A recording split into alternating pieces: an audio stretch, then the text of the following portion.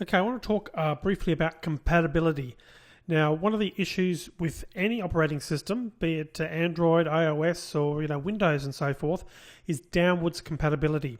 And that's where your application that you've developed for a specific version of your operating system needs to work in a previous version.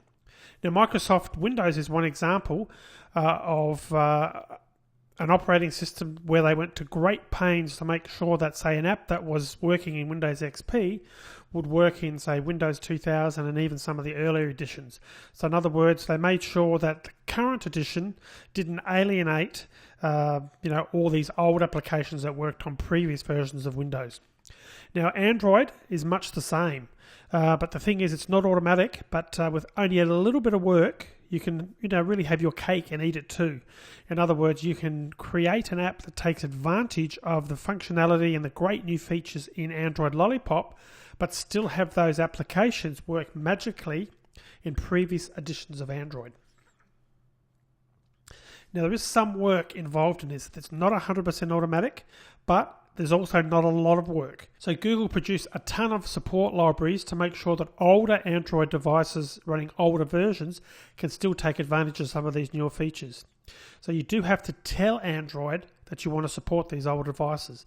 In other words, by default, if you just create apps for Android Lollipop, chances are it's not going to work on those older devices. So it's not a huge job, but it is a change. You need to make sure that you are specifically telling Android how to do that.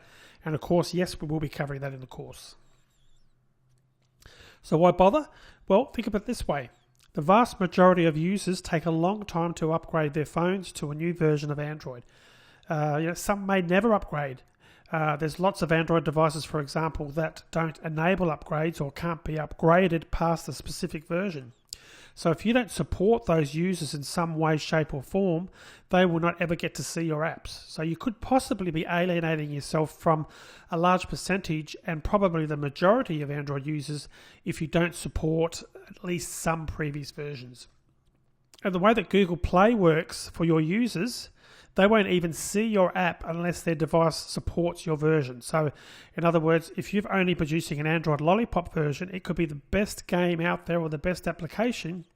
But if a potential downloader, potential user of your app is running an older version, they won't even see it listed in the Google Play Store. So Google sort of makes sure that they only see a filtered version of what they can download on their devices. So really, to me, it's a no-brainer. You need to be focusing on making sure that you support at least a certain percentage of these previous users on older devices.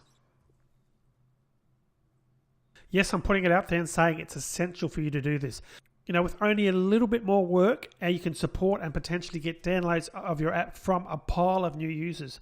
So make sure you do look into this. And as I mentioned, we're going to be using this from this point forward in the course so that the concepts you learn, you can apply to your apps that you're developing yourself, will have these sort of downwards compatibility layers added. Let's talk about a couple. Firstly, Google Libraries. Version 4 library that came out from Google that supported the API level 4 and above. So what that means is that they have provided support. So if you're running a really, really old version of Android, if you use some of the functionality in a current version, and you sort of say that your app is supporting the functionality from the V4 library, it means those really old devices can still run your app. So it doesn't affect the new users.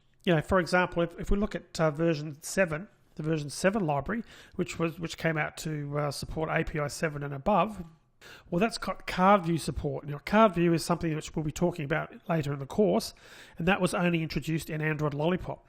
So by using the functionality within the Google library for the V7 library, but the way it works is that the Android Lollipop users get the very latest Android functionality automatically, whereas of course the older version, the version 7 libraries, the older devices, will see an emulated version of Android Lollipop. So it still won't look exactly the same and it won't be as cool, but your app will still run. That's really the concept here, and it's done virtually automatically, certainly to a large degree for you by Google. So it's definitely worth spending a bit of time learning this.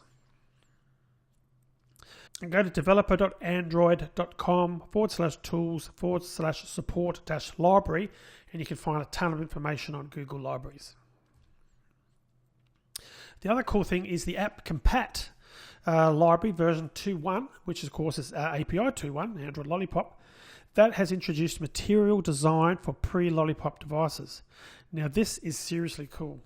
Now app compat has been around for a long time. Now it originally started out as a backport of the old Android 4 action bar functionality, which originally was targeting Gingerbread devices, but it's been updated by Google.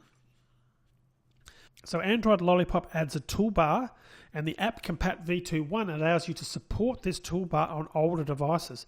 So we're going to be using this in our examples moving forward. In actual fact, the Flickr browser app is our first app using material design, and it's going to be using this very library.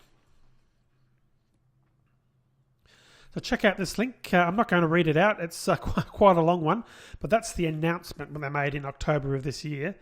And there's more links you can go to find out more information. But we will be going through this, as I said, through the course, and we're going to be using this very library in our code to make sure that pre-Lollipop Android devices can still see the material design on their devices. So in summary, I urge you to think of your users. It really makes a sense to support as many as possible within reason. Now there is a trade-off of time and money to support everyone.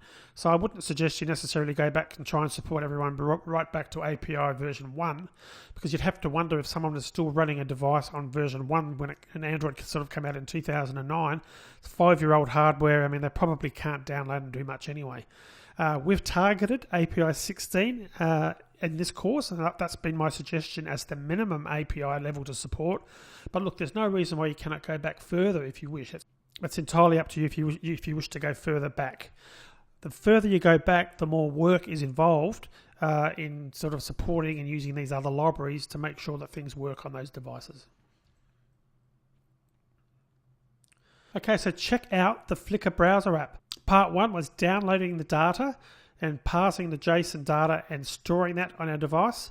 Part 2, we've introduced a basic GUI interface, a very basic sort of non-material design approach to show you how it would work typically. But then in part 3, we're adding full material design support to that app, so you can see what it would look like with a proper toolbar and the proper material design working, proper colors and so on. So I really think that real life examples really solidify your learning. So make sure you type in those examples, because it'll be to your benefit and you'll learn a lot from it.